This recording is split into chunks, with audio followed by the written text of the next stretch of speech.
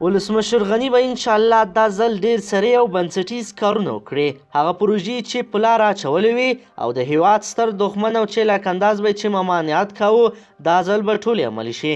هیوادوالو افغانستان لپاره حیاتي مسله د اوبو مهار ده.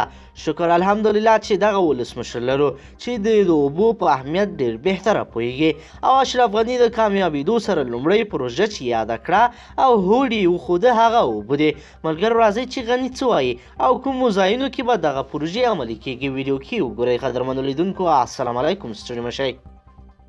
افغان ولسمشر محمد اشرف غني د اوبو منابعو پراختیا او مدیریت تر عنوان لاندې د اوبو شپږم ملي کانفرانس کې ویلي چې په راتلونکي 2 کلونو کې به د اوبو عمده برخه مدیریت کړي.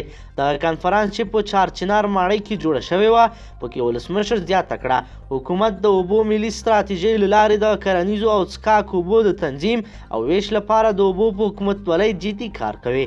غني ویلي په دې سره به د اوبو د تنظیم قانون له لارې به په ټول هیواد کې د اوبو سرچینې مدیریت شي.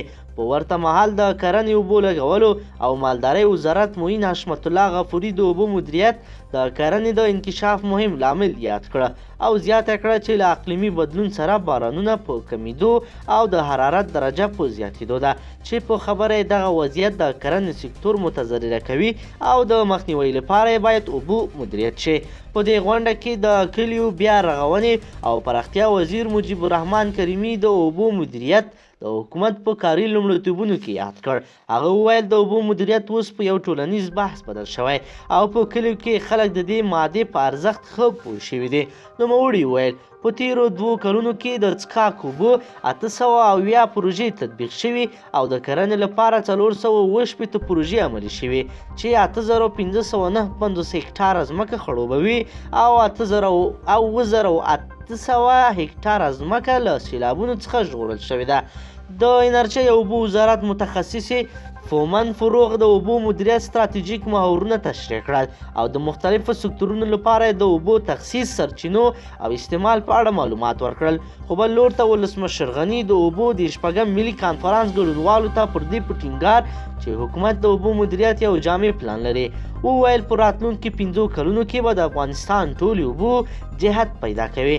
غني زیاته کړه د ځمکې لاندې اوبو څخه ناسم استفاده بحران رامنځته کوي او د عامه پوهاوي له لارې مهمه ده خلک د دغې ملي پانګې په ساتلو کې همکاري وکړي. هغه وویل په راتلونکو 2 کلونو کې به د استنادي دیوالونو، سربندونو او چک ډیمونو له لارې د هیواد د اوبو عمده برخه مدیریت شي او په دې موده کې به د لویو بندونو په ډیزاین او مطالعاتو اساسي کار وشي.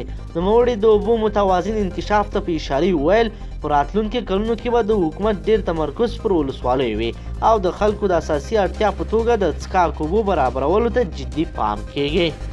قدرمنو لیدونکو که چیرې غواړئ چې ورته تازه او مهمو پیښو څخه ځان ډېر ژر او پلنډو کې خبر کړئ زموږ چینل سره سبسکرایب کړئ او ویډیو سره حتما لایک کړئ. تر بلې ویډیو مو په لوی رب سپارم.